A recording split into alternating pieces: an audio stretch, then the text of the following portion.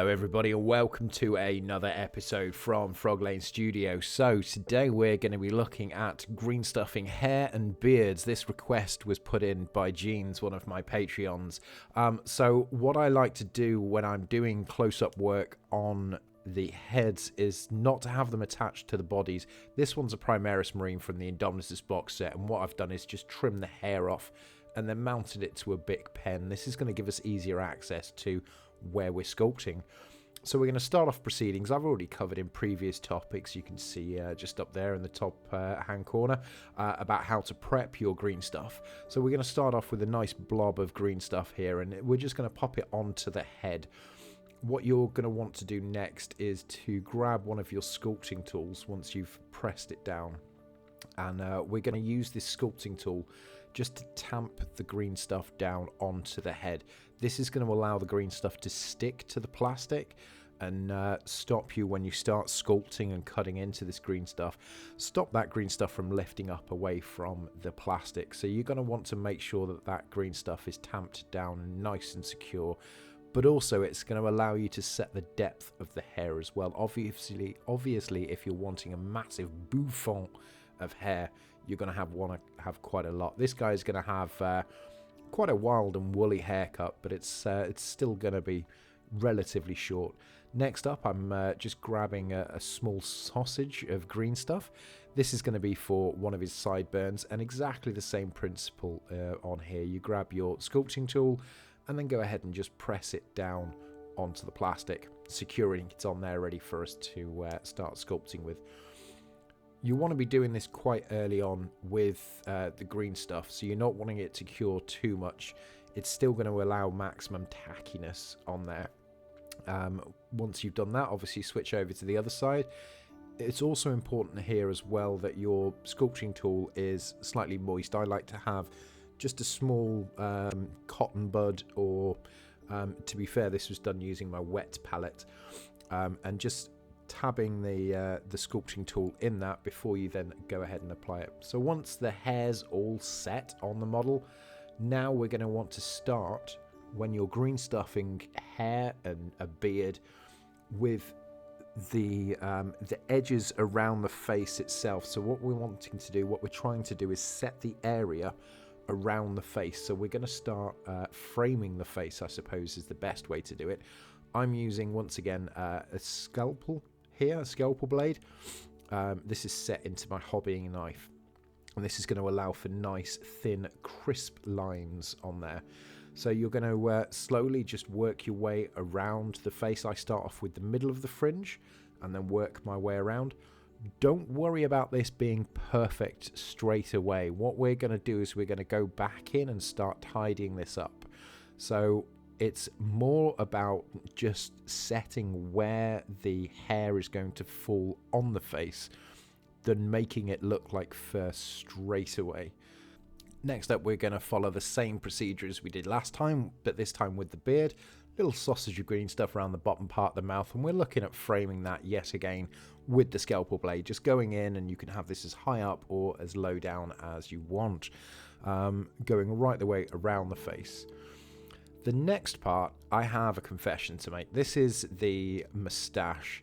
Now, the moustache itself is just a small, really thin sausage of green stuff around the top lip, and you want one continuous line from the top of the lip down around the side of the face and joining onto the beard. Now, my confession is that this was really hard. I think I put on too much green stuff on this point. And also, the green stuff itself was not as tacky as it needed to be. With the green stuff, you've got the blue part, which is the hardener, and the yellow part, which is the tacky portion. And I think I didn't have enough of the yellow on there. Either that or I'd left it to cure for too long. So what ended up happening here was that every time I went to set the line of the moustache in, it wasn't sticking to the model, which caused it to just continuously lift away. Now I went to try and fix this and remedy it, and I'll be honest with you, I think I ended up messing the model up. So what I did is I got some super glue here. I used my sculpting tool, and I just dipped the end of my sculpting tool into the super glue,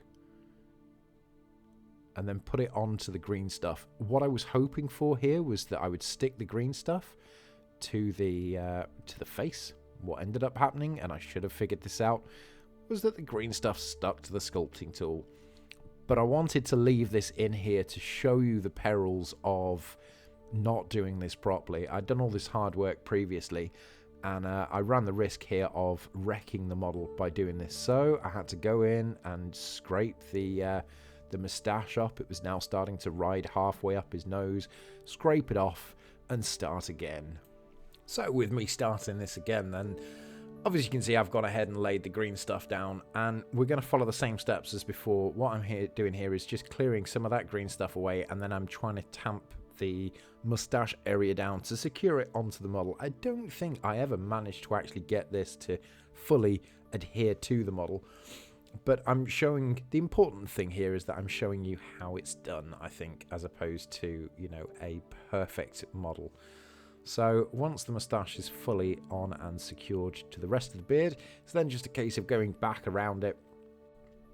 What I'm going to do now is start speeding this up, because otherwise we're going to be here forever and a day. This model probably took about half an hour to do.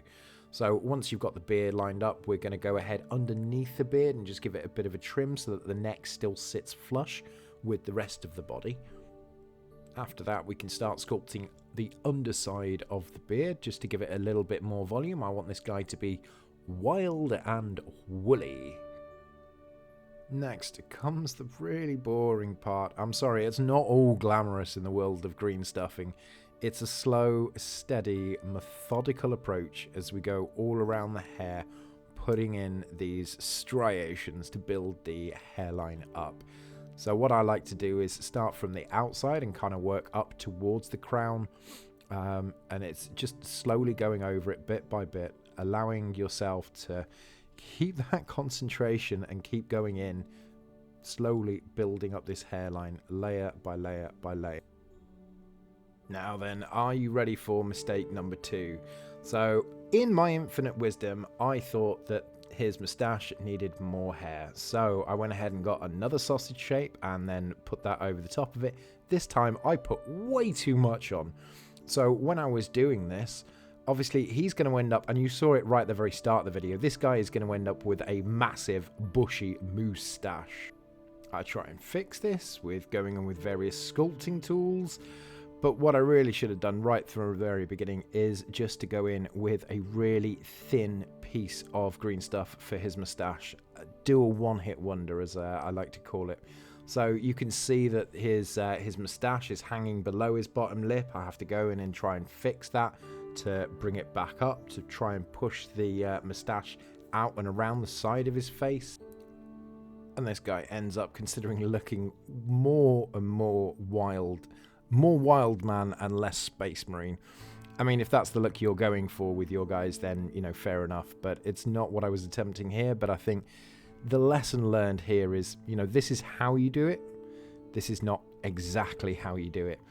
So after I finish trying to correct the mistakes of the moustache area, I'm going to go back through with the scalpel blade, and I'm just trying to break up the his fringe line and the bit that's framing the face anywhere else, just to try and allow the model to look a little bit more natural, so that it's not a crisp cut line. So the scalpel blade, I'm just going in, tabbing it, and then moving it around to define the hair. So I'll be honest with you guys, I mean, overall, I'm relatively happy with how the hair turned out. It's just that moustache that's letting me down. So there we have it, guys. One completed Primaris Marine with all of the hair in the world. Let me know in the comments down below if you found this video useful. Give it a thumbs up, a like, a subscribe, whatever else you guys have to do. If you have enjoyed it, please feel free to tell your friends about Frog Lane Studio, where in future episodes we'll be covering more hacks, hints, tips and tricks to ease your hobby woes. Obviously, I'd just like to say that I am affiliated with Mighty Lancer Games, who give 20% off most of the products in the Games Workshop range. So please feel free to check them out if you have been finding the videos useful at all. We also have a Patreon page. If you've learned or enjoyed something, then all support is greatly appreciated as it allows me to continue making these tutorials. Channel Patreons receive various benefits such as requesting tutorial content, hourly one-to-one hobby sessions with myself, and the more subscribers that we have, the more giveaways that we can do.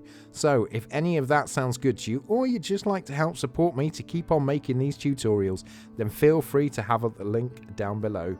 In any case, a massive thanks to all of my Patreons, without which I couldn't keep doing these. Death Corpse Master, Eater of Cities, Full Circle, Honor Sanguinius, Jeans and a Shirt, Keith, Loco Drydog, MDH, Midget Gems, Mogsy, Mr. Tumnus, Not There But Trying, Original Sin, Past 7 Painting, Mr. and Mrs. Ritzenbits, Mr. and Mrs. Monkey, Stephen 101, Sonoris, The Secret Paintbrush, Ryan, Venom, Sons of Syndrome, and the ever indomitable Mrs. Frog. Guys, also a massive thank you to you as well for watching this to the end of the video. Thank you so much. Look, take care. I'll see you in the next vid, and may your pots of paint never run out.